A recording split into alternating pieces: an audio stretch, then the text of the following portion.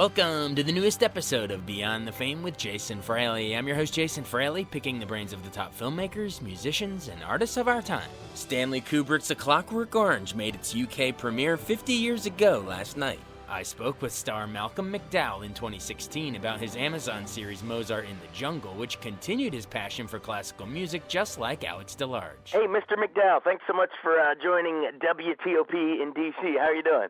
Oh, great. Thank you. Very well. Thank you for having me on. No, are you kidding me? The honor is all ours. It's such a privilege. Thank you. We're here to talk about Mozart in the Jungle, Amazon streaming show.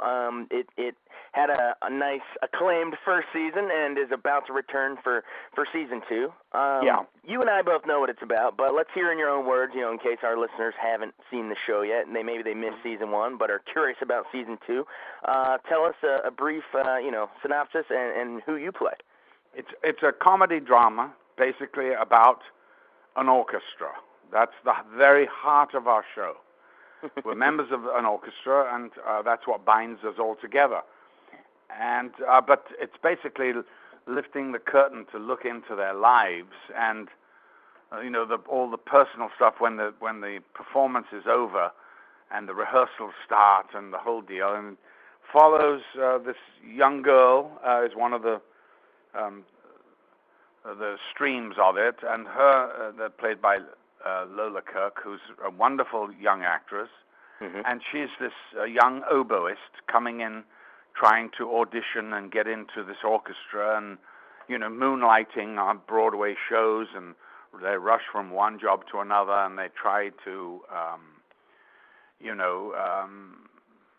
try to make ends meet in the Big Apple, and then my character is Thomas Pembridge, who's an eminent conductor who has been pushed upstairs onto the board of the orchestra, and who's now the artistic whatever it is.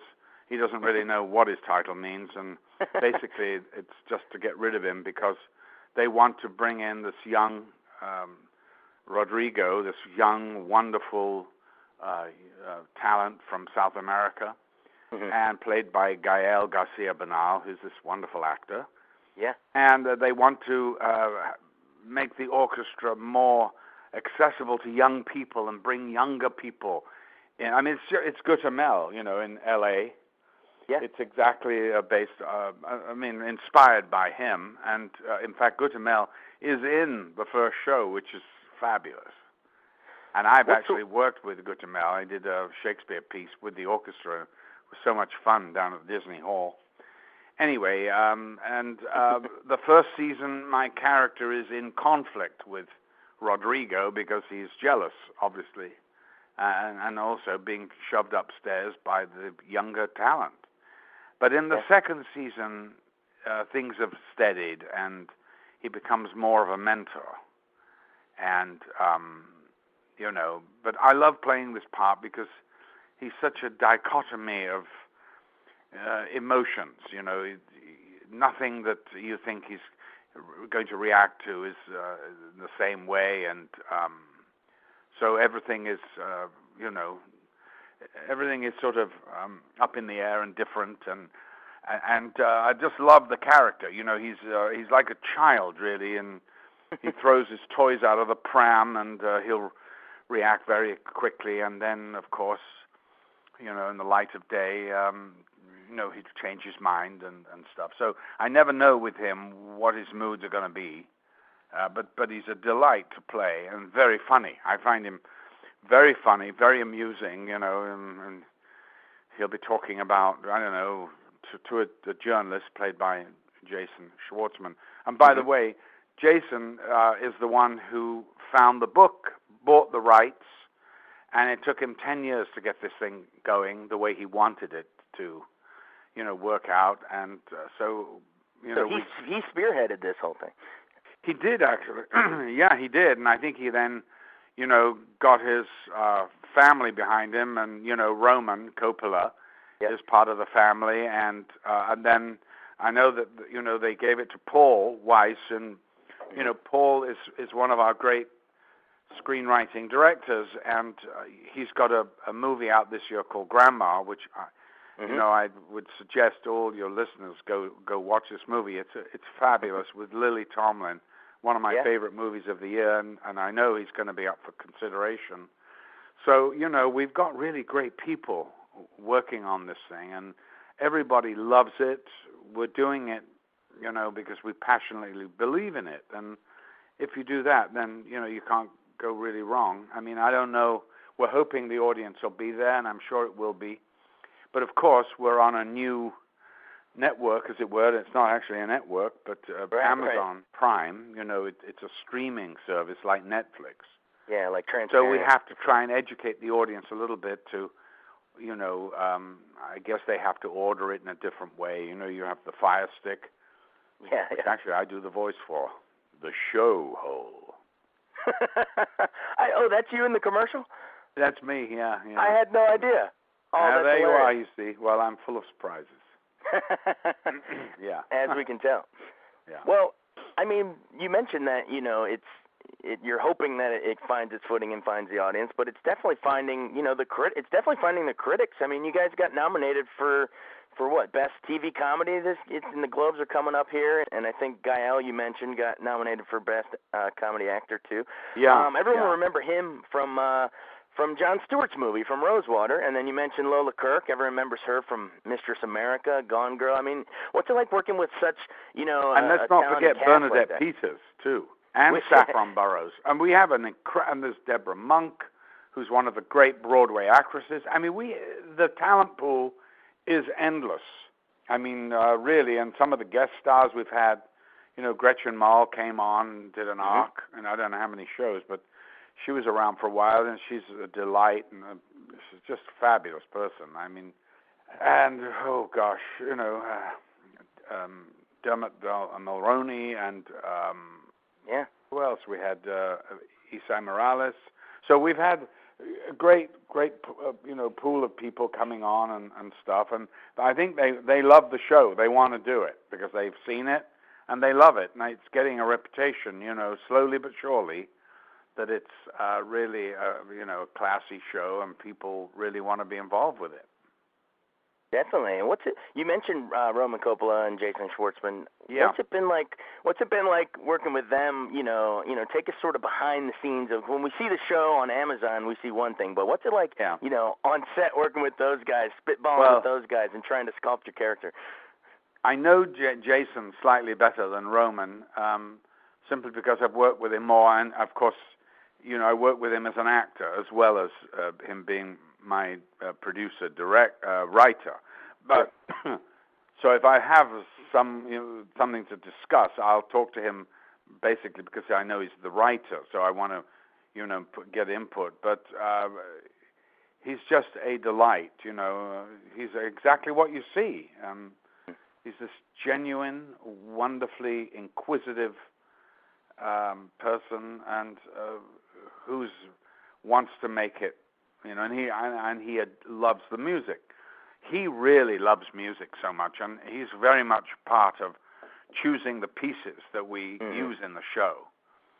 And I know that it's meant a lot to him. And you know, what's really wonderful, and I think we all feel a bit this, that if we can, you know, get a few young people to listen to some of these great classical composers, then, you know, then that's a sort of little bonus that goes with it, you know. And you know, every time I put on a piece of classical music in the car, you know, my kids are like, "Oh God, Dad," you know.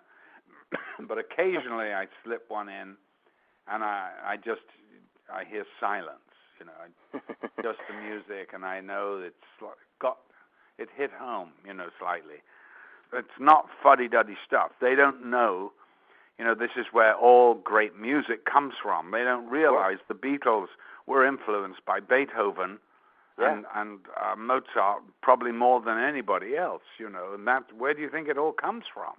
Yeah, exactly. That's the source. It's interesting you say that, too, about, you know, trying to bring in a younger generation to get to, you know, classical music and orchestras, because us being a station here in D.C., you know, we got the Kennedy Center, and they just had they've been trying to do the same exact thing. They've brought in, I'm trying to think in recent years, they brought in, Kendrick Lamar and Nas and some of these people to play with a live orchestra, trying to maybe bring in a new generation. So maybe your show can do the same thing. That's really an interesting I thought. hope it can. I believe it can. And, because we make it is a comedy. So we are, but it's not overtly smack 'em over the head comedy. Yeah. It's just one of those quizzical smile kind of thing after a scene, there's so many great stuff, and it's just loaded with it. So I just hope we get the audience. I think we will, but it takes time to educate, the great American public to a different kind of delivery system, streaming. I mean, we're right on the cutting edge here. I didn't think I'd say that about my career, but hey, I've ended up doing that. You've been on the cutting edge a time or two before. You mentioned the classical music, and man, all you have to do is say Malcolm McDowell classical music, and you think of all those great uses of Kubrick in Clockwork Orange, man. I mean, you've been championing classical music for a while there, sir. Yes, I know I'm very privileged to do it, but here's the joke: the ad line for Mozart in the Jungle is sex, drugs, and classical music. That is exactly the ad line that Kubrick chose when Clockwork Orange. But I think he just had the words ultra-violence added on. And the old in-out added in there. That was the ad line. So life has become a circle for me. Definitely. Yeah. Do you? We went into the show a bunch, but let's end on the Clockwork Orange then. So you mentioned Kubrick. What was it about his genius and be able to lace in that music like that, and to be able to change speeds and some of those fast forward scenes, and you ruining Singing in the Rain forever for everybody else. Well, I am responsible for that myself, and I did apologize, to the man responsible, but. The thing is that, Kubrick knew so much about these great composers, and, he really loved music. And see any of his movies, the soundtracks are revolutionary, and I think Clockwork Orange was the first album from a movie that, to go platinum. It was the biggest selling soundtrack. And people realized then you could actually make money from movie soundtracks. They didn't know that before Clockwork Orange. So, Stanley introduced me to Beethoven through that part, and I've been a fan, ever since. Of course, I love classical music, but I also love everything else. I can listen to anything pretty much. I love folk music, I love the blues, I love rock, I love it all, and there's no reason why you can't love everything. And final question, if you were with your eyes pried wide open at a screen, what would Malcolm McDowell be watching? I would be watching Mozart in the Jungle because I'd want a good laugh. So don't expect me to say anything else. Somehow I knew you'd say that. Hey, that's a perfect way to bring it full circle. Well, exactly. Hey. Listen, it's been a real pleasure talking to you. Thanks so much for joining us on Beyond the Fame with Jason Fraley. Remember to hit the subscribe button and give us a 5-star rating if you like what you hear. We'll see you next time.